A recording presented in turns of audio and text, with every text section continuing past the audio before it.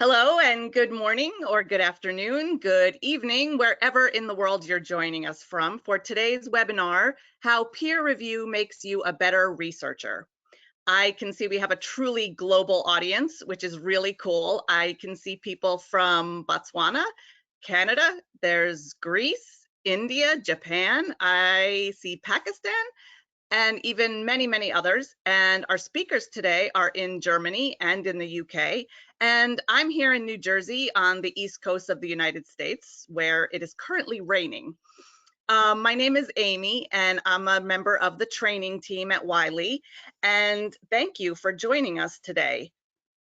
I have a few items to go over before we get started, and I just want to let you know these housekeeping items. This webinar is being recorded, and you will receive an email with a link to the recording in about 24 hours. There will also be a certificate of participation for those who attend the live session. So watch out for that email in about 24 hours. If you don't see it at that time, just first check your spam folder as it could have gone there. Also, for the presentation today, there is a PDF handout of the slides in the handout section of the GoToWebinar panel. So you can download the PDF and keep the slides. There's also going to be an infographic in the presentation, and that's there as well for you to keep. So also note that there's a question panel, and you may type in the question panel whatever questions you have. Our moderator's going to watch them, and we will address them at the end of the session. So I think that's it for me. We do want you to go ahead and ask the questions, but I'm going to now introduce today's moderator. Hi, Michael. Michael Willis has worked in publishing since 1999. With Wiley, he's helped shape policy and practice in peer review, publishing integrity and ethics, and diversity, equity, and inclusion, particularly advocating for the needs of research in low and middle income countries. He was president of the International Society of Managing and Technical Editors in 2016-2017. So, Michael, I'm going to hand it over to you. Great, thank you very much, Amy, and thanks for your welcome, and welcome to everybody who's joined us today. We're really pleased to have you with us, and we hope that you'll really benefit from the time that you're able to give up to joining us on this webinar. As Amy said, my name is Michael Willis, and I'm based in Oxford in the UK. And I'm joined by two very good colleagues, Dr. Preeti Vashi, who's an executive editor of physical sciences here at Wiley and based in Germany, and Dr. Elizabeth Moylan, senior manager of research integrity, strategy and policy, based here in the UK. And I'll be speaking first and then hand over to Preeti and then Elizabeth. These are the things that we're going to cover today. So first of all, what peer review is and how it works. So just some level setting things around definitions, and then what editors expect from peer review. Preeti will bring her experience to bear on that, and then Elizabeth will talk about ethical peer review. We're going to start with 3 polls because it's really helpful for us to know who you are as our audience. So we've got 3 polls at the beginning and we have 1 at the end. So Amy, if we could launch this first poll, which is just to give us a sense of which of these best describes you, so we know the audience to whom we're speaking.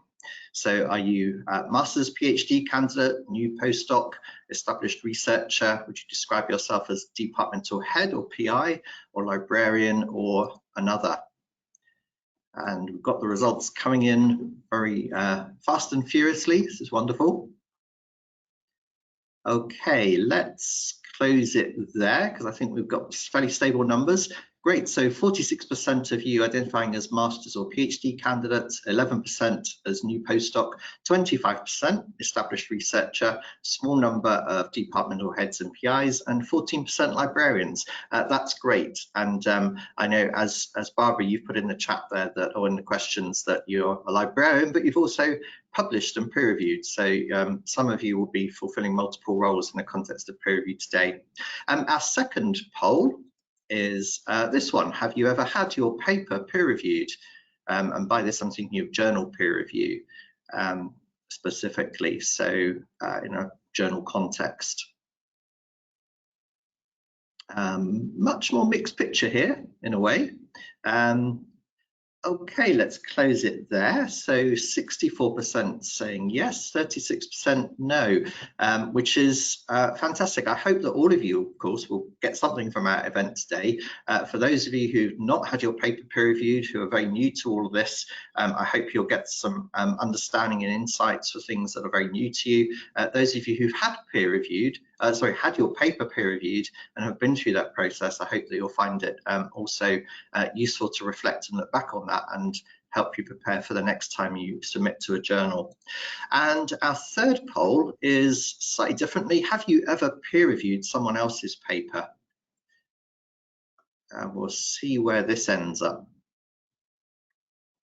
Be interesting to see if this reflects also people's publishing experience. And okay, let's close it about yeah, thank you. Thanks, Amy, for all of that. So 56% saying yes, 44% saying no. It would be wonderful if, as a result of this webinar, those of you who've not yet had the opportunity to peer review someone else's paper would be enthusiastic about the potential for doing that. Those of you who have peer reviewed, again, I hope you'll find something beneficial from this to think about your next experience. Okay, I want to start by just setting some definitions really to make sure that we're all on the same page, as it were, and we all have a shared understanding of what we're thinking of here. So today we're going to be talking primarily about journal peer review, but it is fair to note that some of the concepts and definitions that we talk about may also apply to peer review of books or grant funding applications, that sort of thing. So here's what I have constructed as a definition of peer review: the formal evaluation of one person's work by an independent person who is qualified to make that evaluation. So I'm thinking now of this being a formal process rather than just an informal commenting or putting comments on a blog or in social media, that sort of context. So this is very much thinking about journal formal peer review processes. It's an evaluation, meaning an assessment, which is primarily of quality and soundness. It may also include novelty. And so it's the evaluation of essentially the essence of the science, or not just the science, thinking of humanities as well, the actual scholarly research.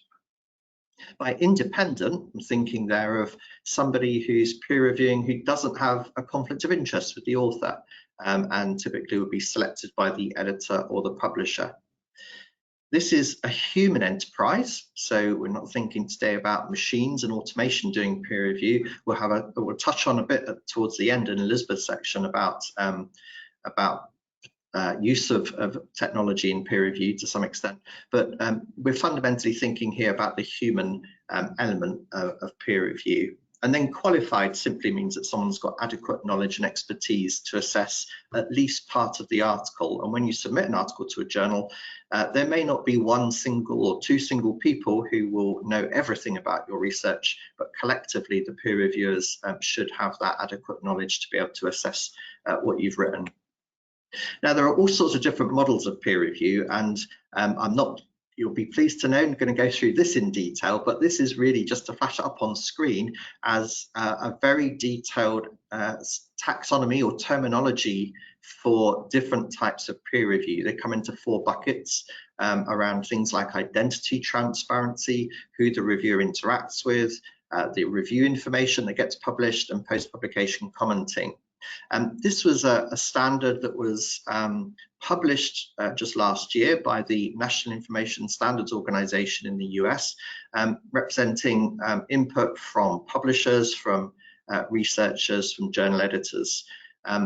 What I want you to take away from this is that there is no one-size-fits-all really about peer review. So typically we think of peer review, journal peer review, as being maybe single anonymous or single blind, pre-publication. So peer reviewing the article before it's been published and accepted for publication. There are actually all sorts of different flavors of peer review. And just by way of more clarification about some of those terms, these are the ones that are maybe the most common that you may come across if you haven't already, or you may be familiar with. So single blind or single anonymous, as it's increasingly being referred to, is where the reviewer's identity is not visible to the author.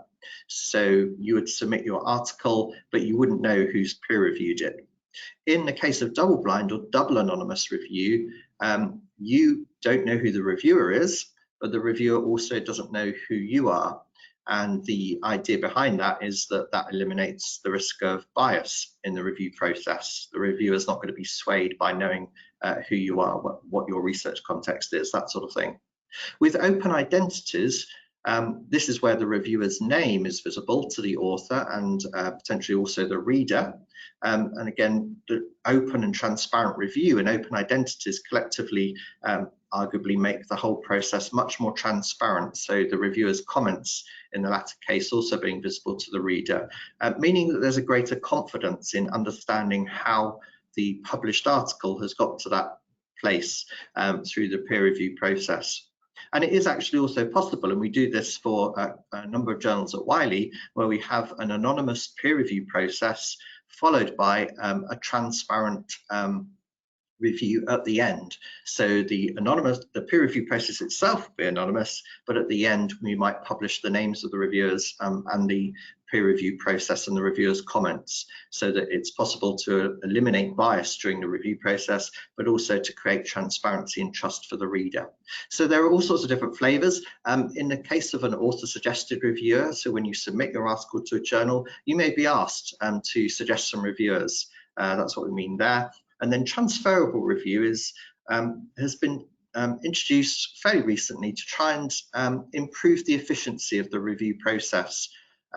This is a case where you might be rejected by your first journal of choice, but you may be given the option to transfer your paper to another journal, and with that the reviewer's comments. So that saves additional rounds of peer review, it avoids exhausting the reviewer pool, and it speeds up things for you.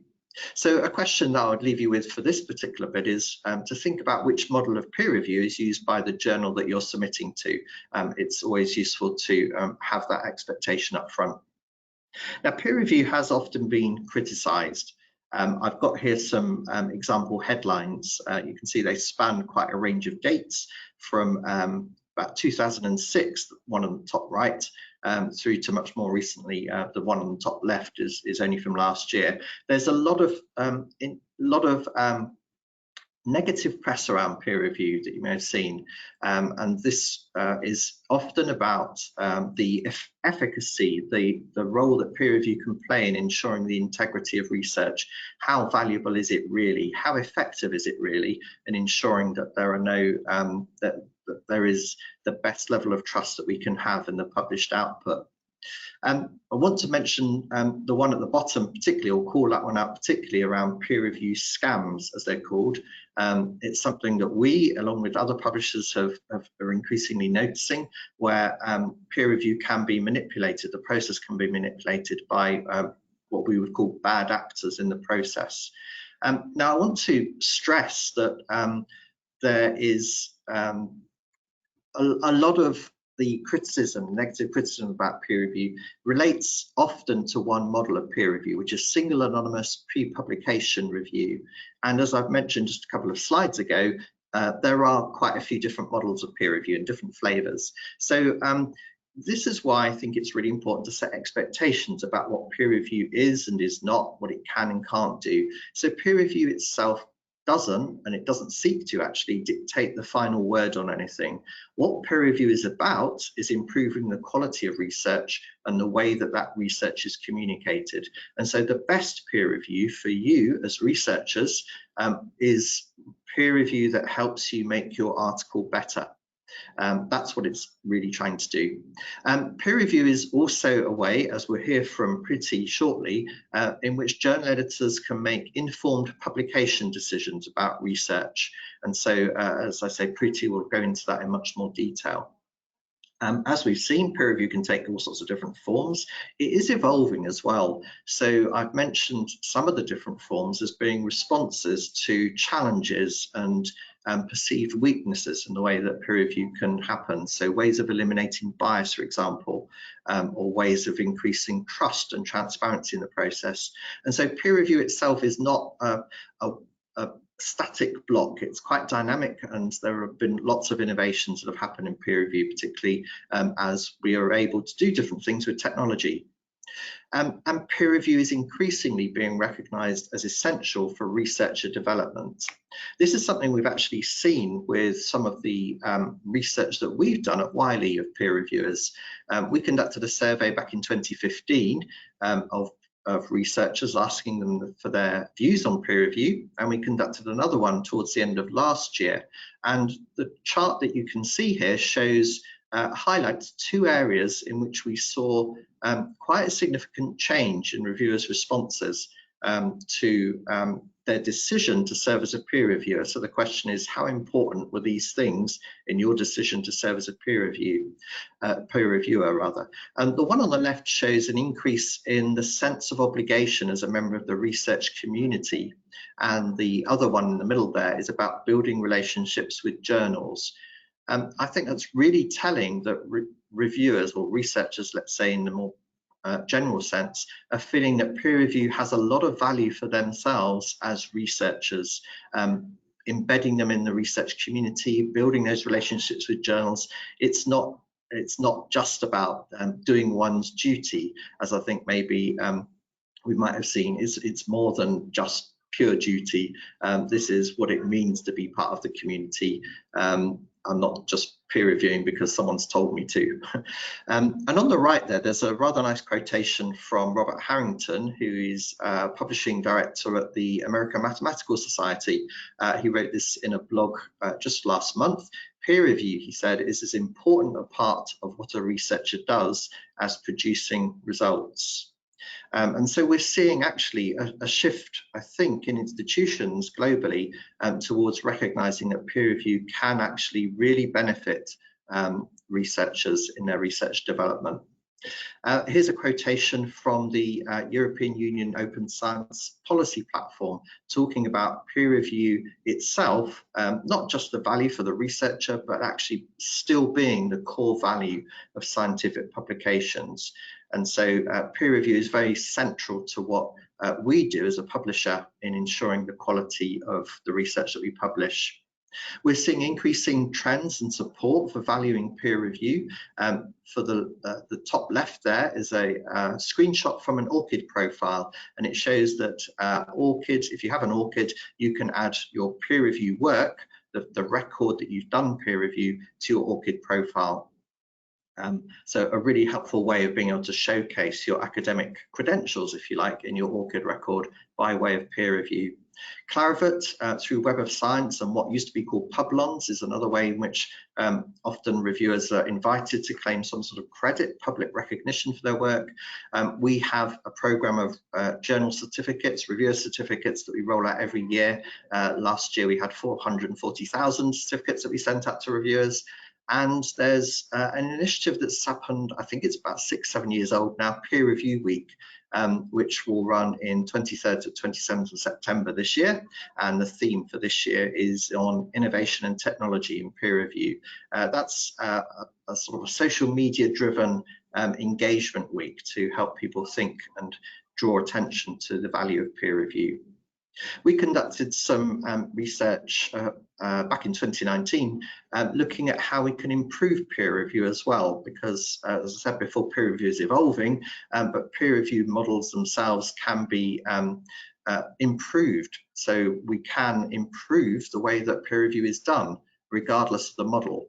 So particularly in these 5 areas around integrity, ethics, fairness, usefulness and timeliness, the importance of being able to improve the quality of peer review for the greater good of the quality of the published article. And before I hand over to Priti, just one other thing to share with you is the Wiley Researcher Academy, where we've got some resources that help you as researchers, if you're researchers, and you can access this article, sorry, not this article, this module for free, all you need to know to become an effective peer reviewer. So that's available to you. The website is wileyresearcheracademy.com. You just need to register and that's accessible, and you can see there a list of the modules that are available. So if you want to explore what we're talking about today in much more depth, I hope you'll be able to take advantage of that. All right, that's enough from me. I'm going now to hand over to Priti to talk about what editors expect from peer review. So Priti, over to you. Thanks, Michael. Yeah, hi everyone. I just take a bit of a short opportunity to introduce myself. I'm Priti Bashi. I'm a professional editor with the Wiley chemistry portfolio, and I'm based in Germany. I just want to tell you a bit about the peer review process from the editor's perspective, and I'll try to keep it general, but I have to say that I'll probably be drawing from my experience as an editor in the chemistry publishing world.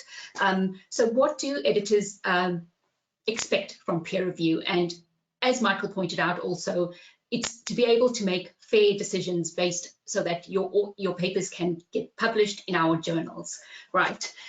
Michael, if you can change to the next slide, please. Okay, just before I start, I just want to give you a brief overview of the peer review process as well as the decisions that we make. So a manuscript gets submitted to our editorial offices, and we will evaluate it internally, and we may decide to send it out for peer review after the internal checks, and or we may decide to reject the manuscript and offer the author the possibility to transfer to another more suitable journal, if that is the case. If the paper is sent out for peer review, we then, and depending on what the reviewers say, the paper will be, perhaps we'll ask the author to revise the manuscripts, and based on that, we might just we will accept the paper. If it's not, it unfortunately has to be rejected, we will reject the paper, but we will always try to offer the best home for your paper. Michael, if you can go to the next slide, please. Okay, so Michael also touched on the value of the peer review process. And so why do we actually do this? The peer review process adds value for the authors, for the readers, as well as for the journals and the publishers.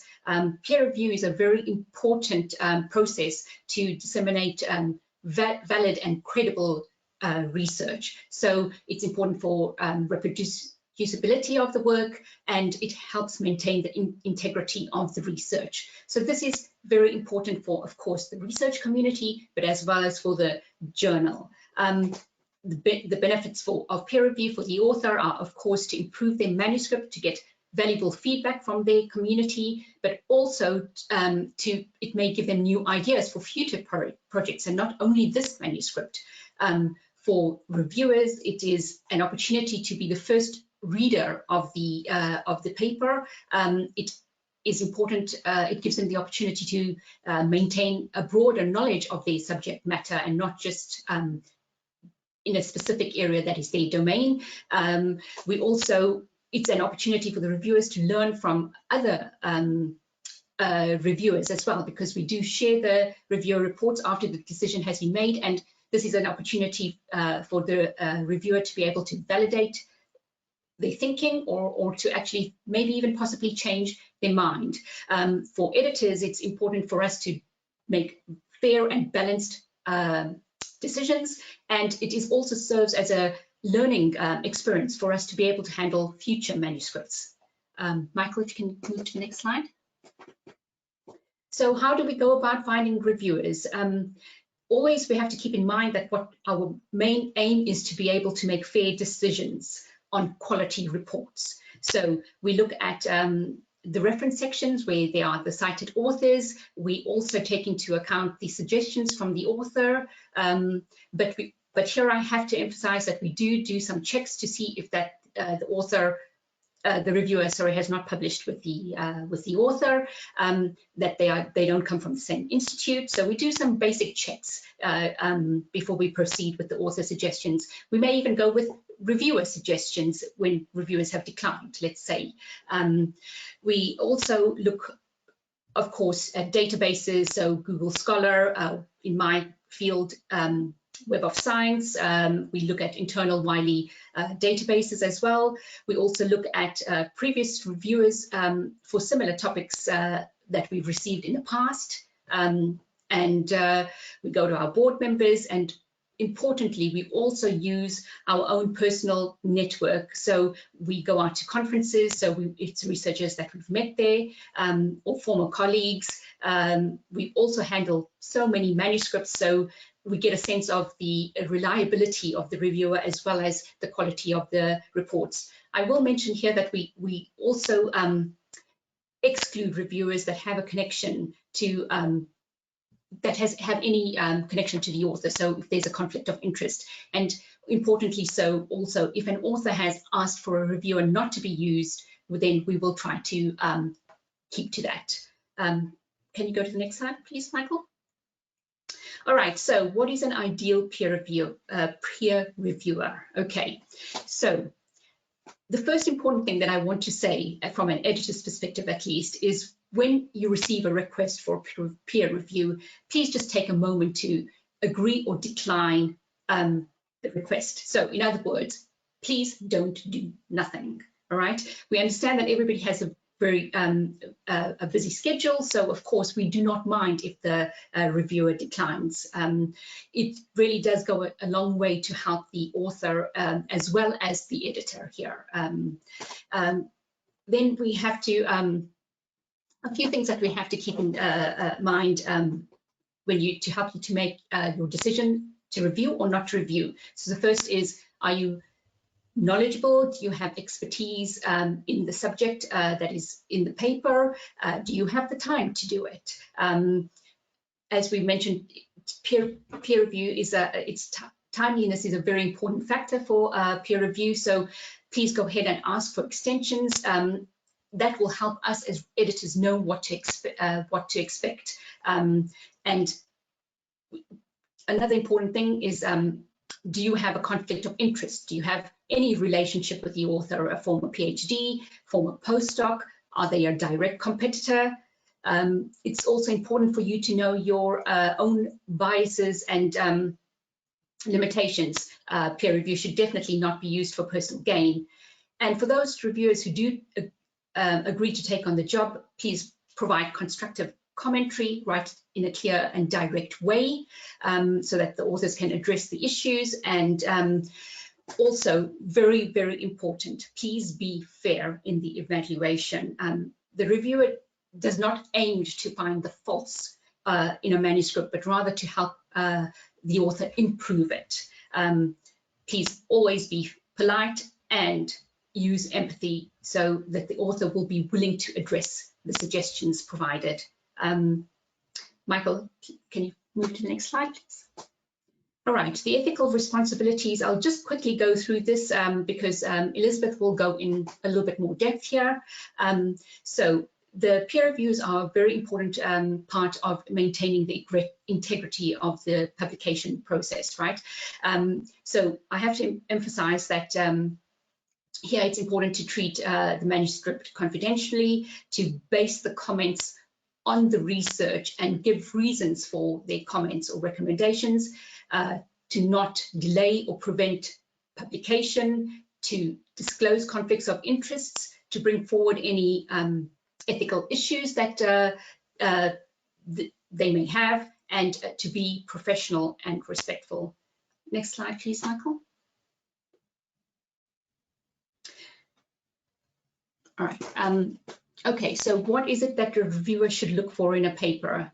First is the hypothesis. What is the main question that the paper is trying to address here? Is it relevant? Is it an original idea, topic? Are there similar studies that have been done? Is there sufficient evidence to support the conclusions? Do the authors need to provide more proof? Is the writing clear? Would a reader be able to understand it very easily? Do the tables and figures aid in the understanding? Are there any ethical concerns with the papers, such as manipulation of data, plagiarism, duplication? These are all things that a reviewer should look in at in a paper. Next slide, please, Michael. Okay, so now to actually go and write the report. Okay, as I said,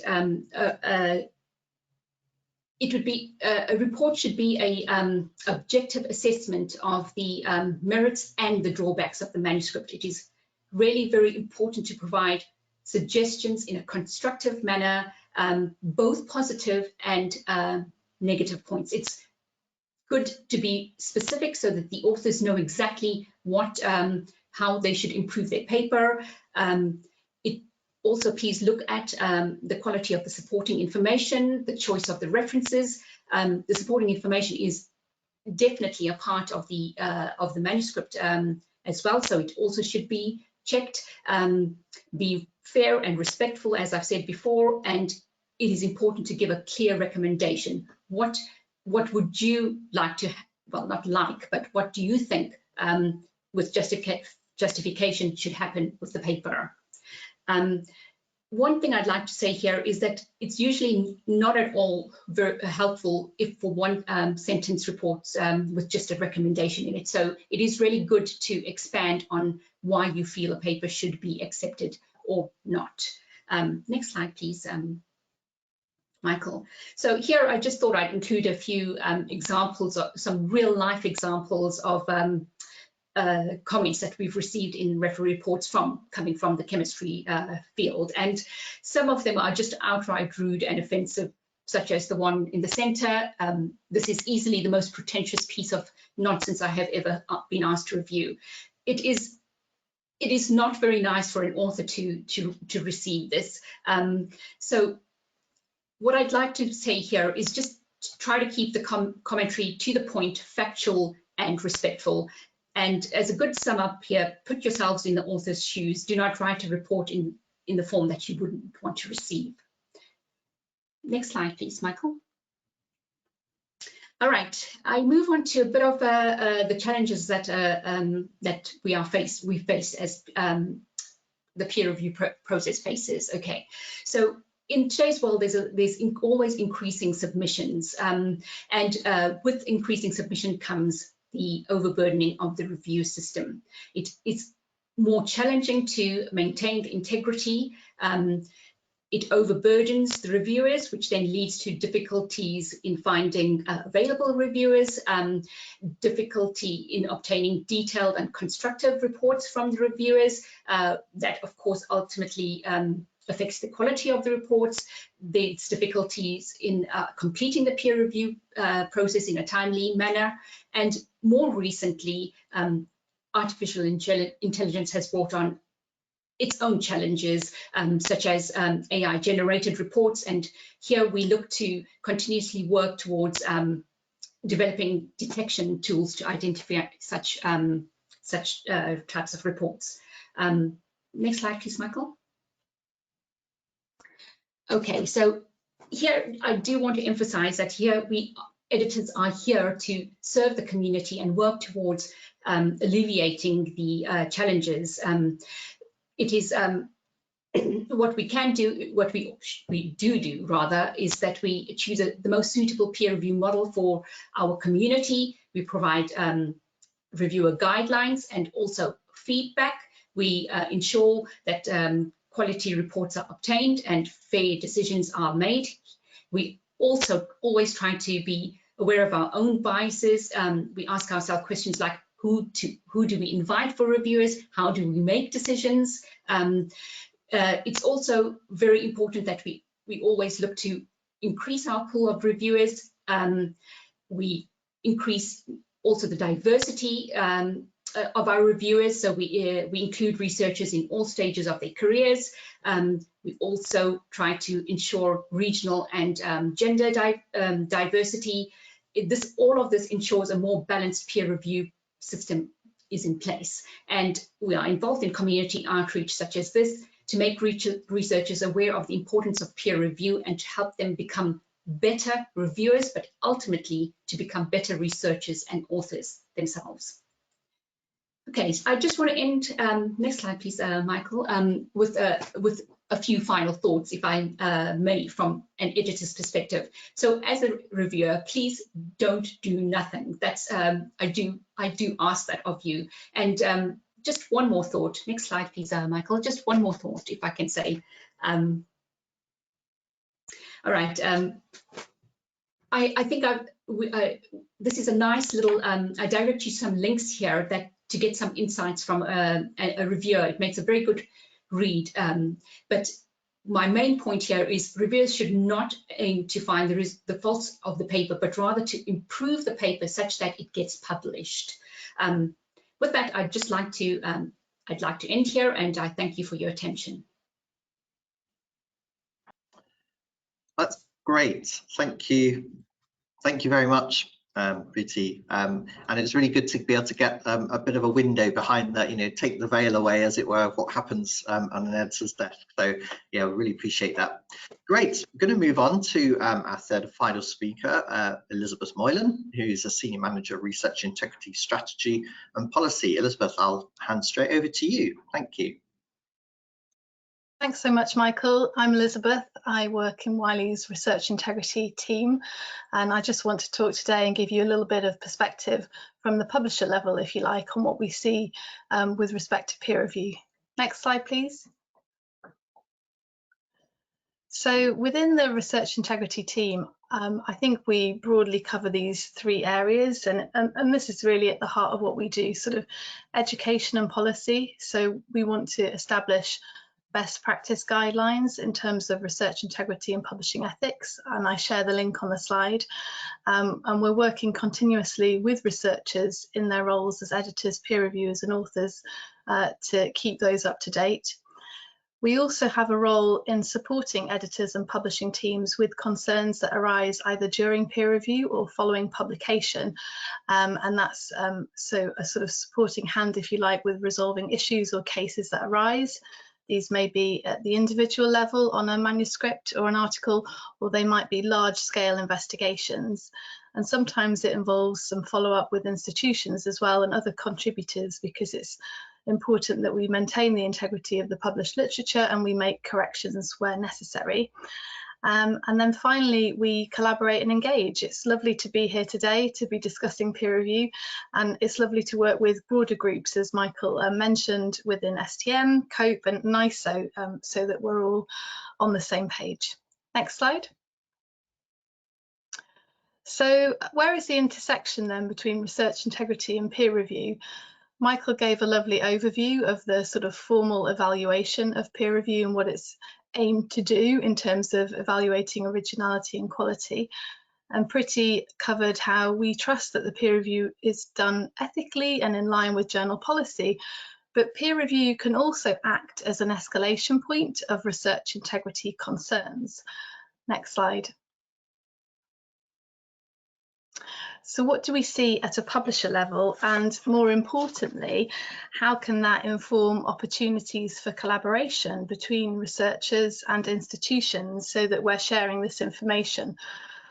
What you can see on this slide is a sort of proportional overview of the kinds of cases that we've received within the last 6 months in our research integrity team.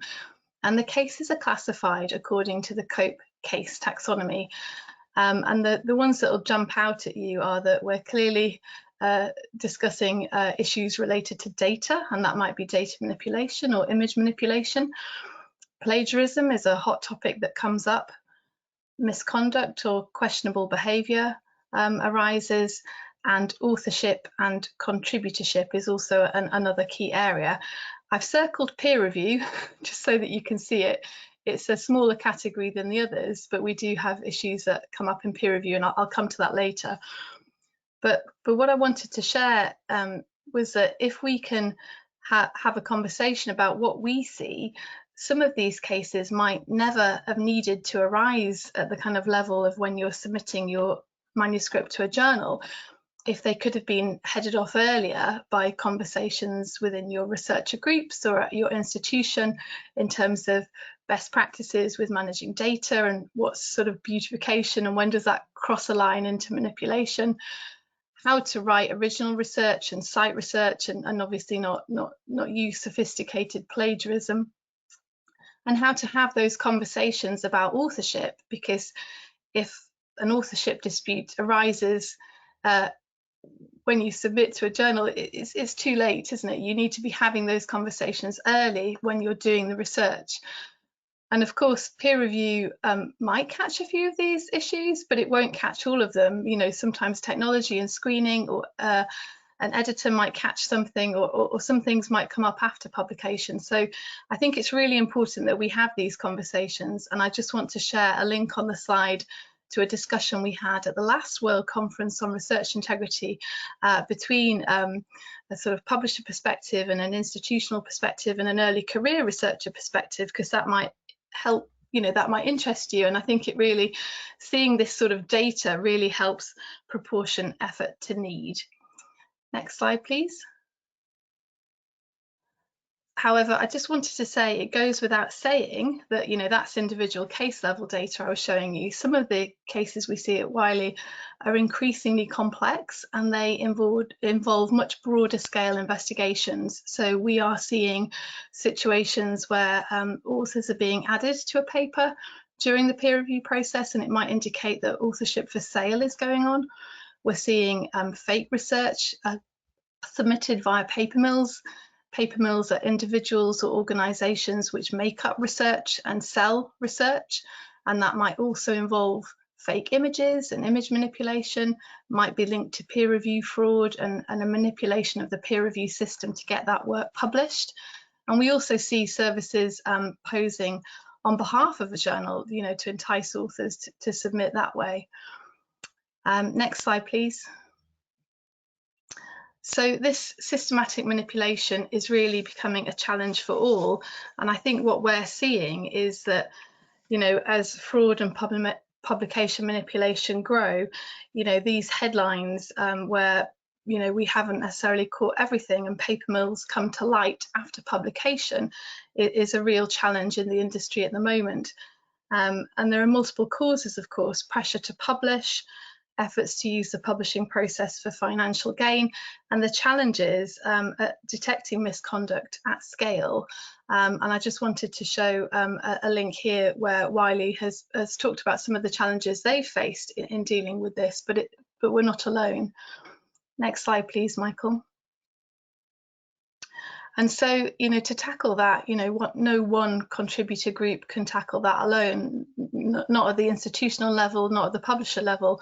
So I just wanted to call out the work of United to Act, which is an initiative, a joint initiative between COPE and STM to tackle paper mills in these 5 key areas. And if any of you are watching the World Conference on Research Integrity coming up in June, then the first outputs from these working groups will be shared there. Next slide. So just bringing it back to other ethical issues now that might arise in peer review before we have some discussion and some of your questions. Next slide.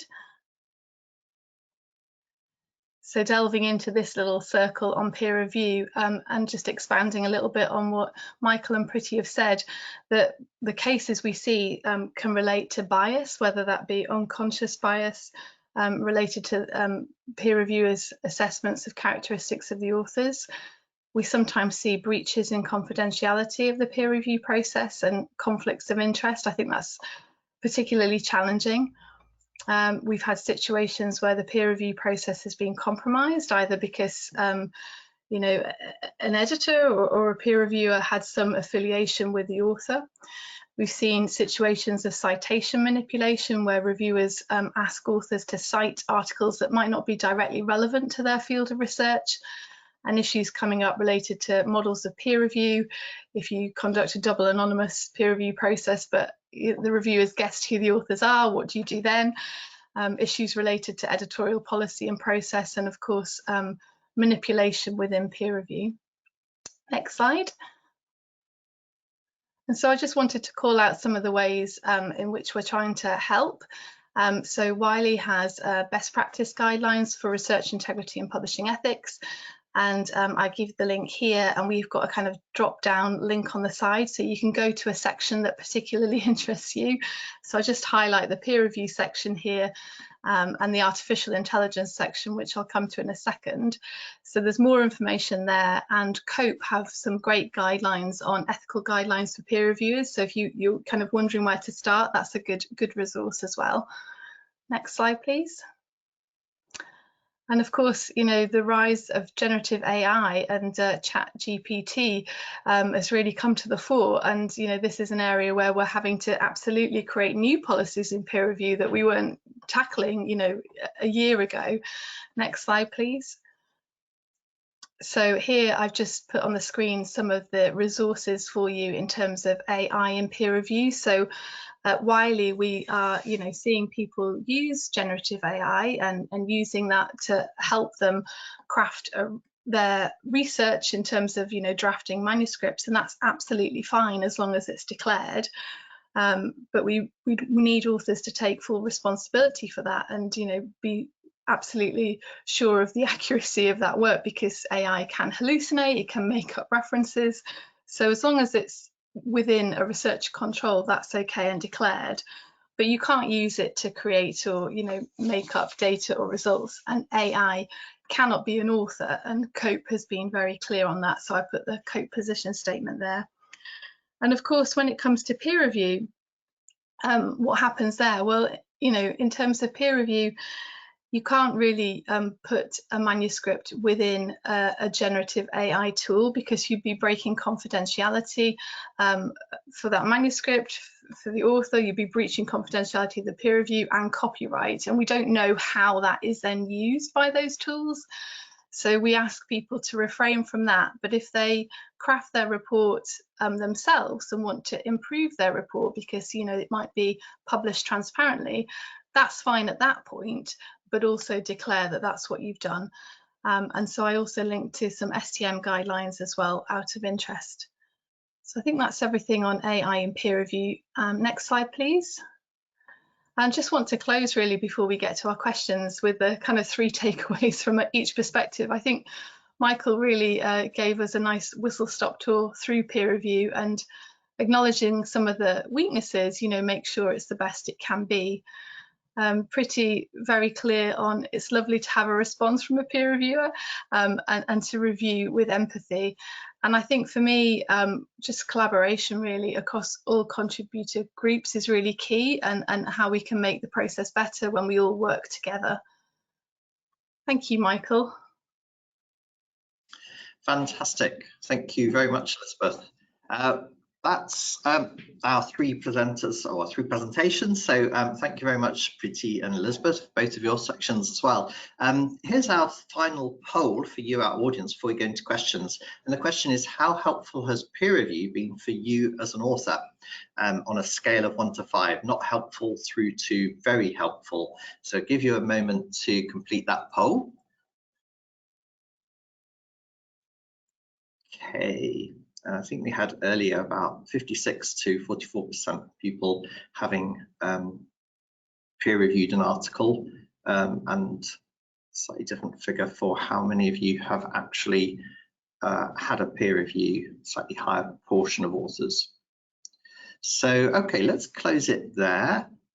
All right, so interesting results. So 36% saying very helpful, 35% quite helpful, 18% neutral, 10% slightly helpful, and 1% not helpful at all. I think it's really encouraging that about 71% of you feel that peer review has actually been very constructive and helpful, or not very, I should say, helpful, the positive end of the spectrum anyway. So that's good to hear.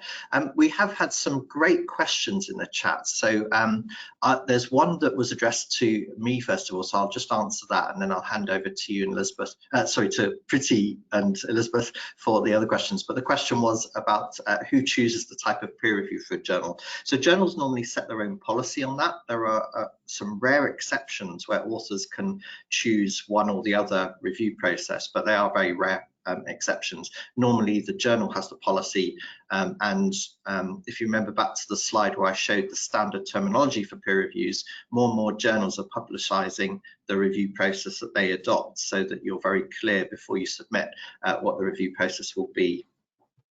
Okay, now we have had some questions about things like mentorship and training on peer reviewing. So maybe this is one for you, Priti, that you can talk about your experiences of what you do around workshops for peer reviewers. I mean, this is a sort of an example where we're going out to researchers, giving some advice on things like peer review. But are there any other mentoring or workshop trainings you're aware of, or you run yourself, that you can speak to?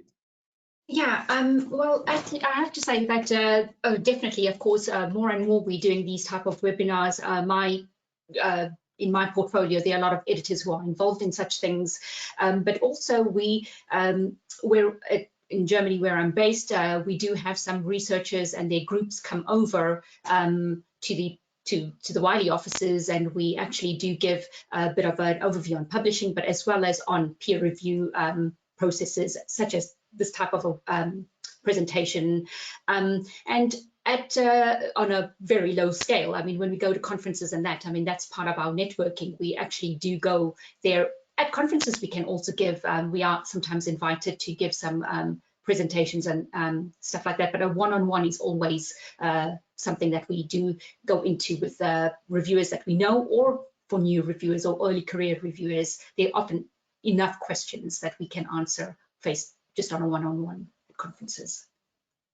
Great, thank you. And with your editor hat on, Priti, would you say that a reviewer should have followed some sort of formal training before they're invited to do a peer review? What would be your guidance for somebody who's very new to peer review, an early career researcher?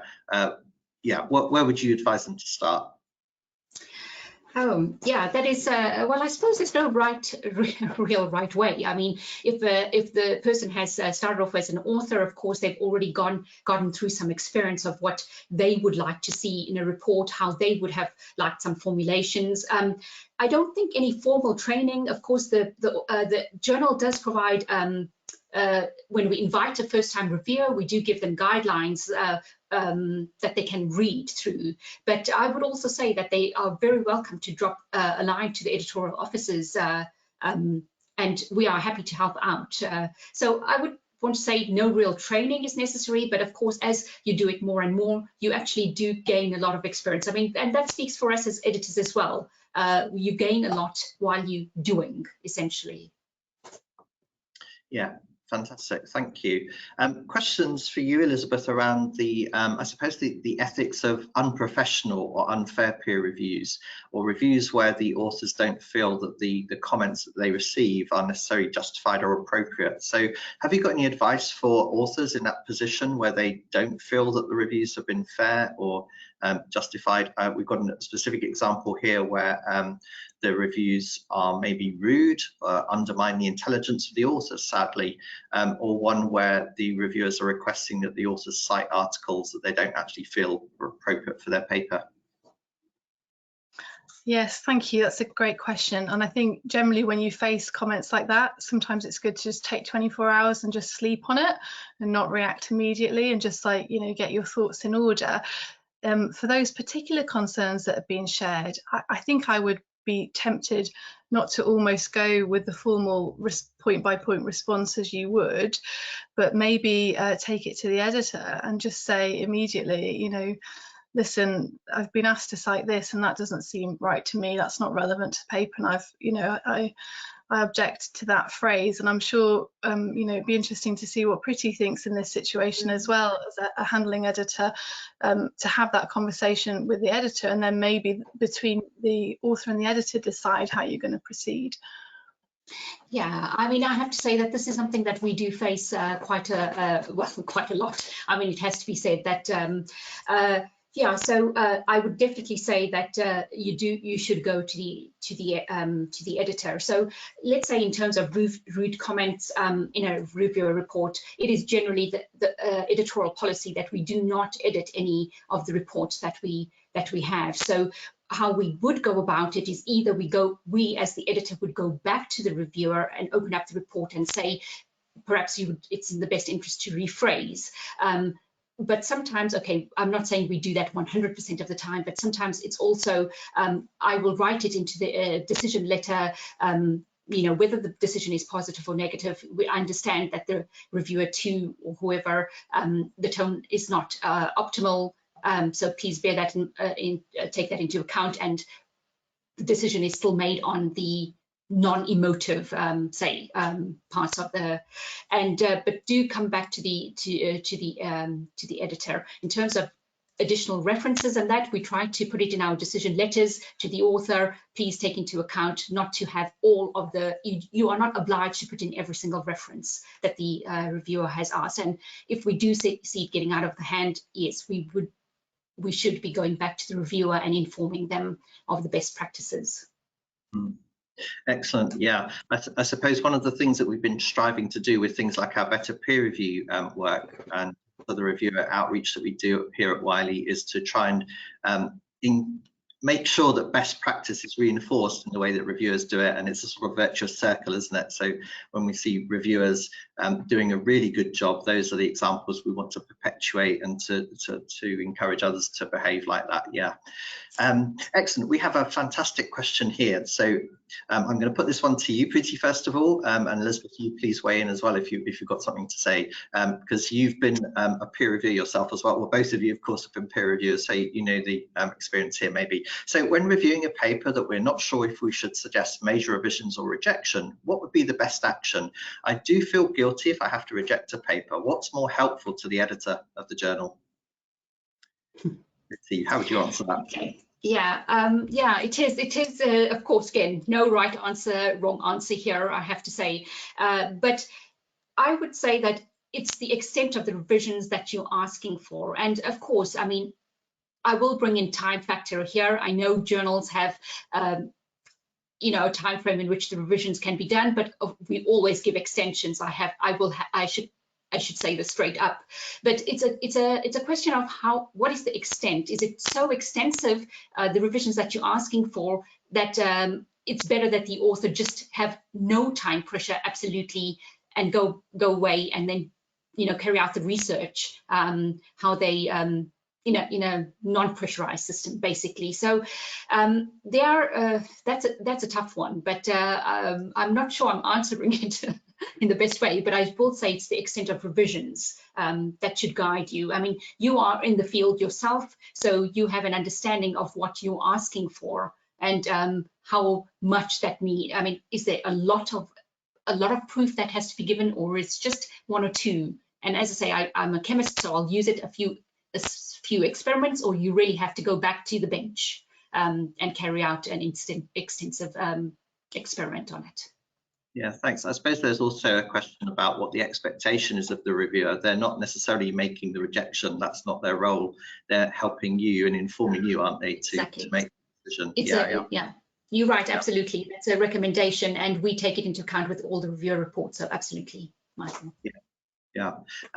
Okay, we've got time for one more question, which I'll put to you, Elizabeth, if I can. So speaking from the position of research integrity, what are your views on different peer review models? I'm particularly thinking of open review and transparency and all those sorts of things. Do you have a strong opinion on any of those?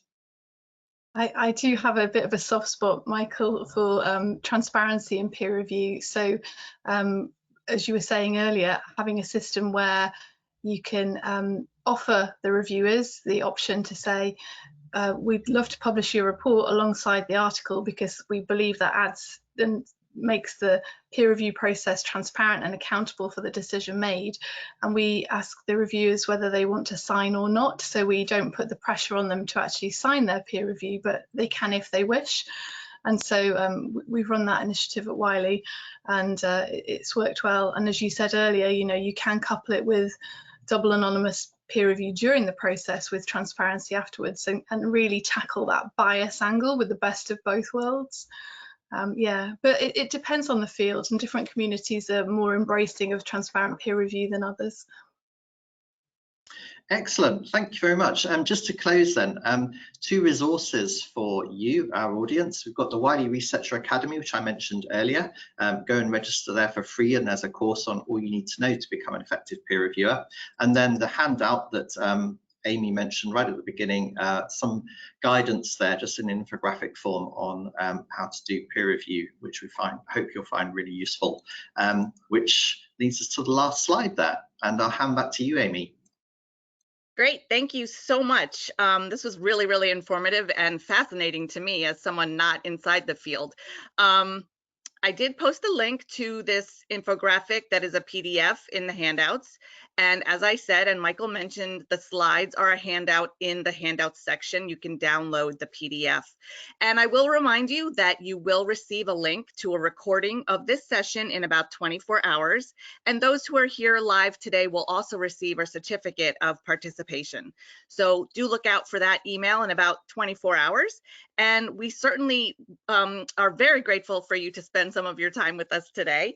And thank you to our speakers and to Michael for the moderation. We really appreciate today.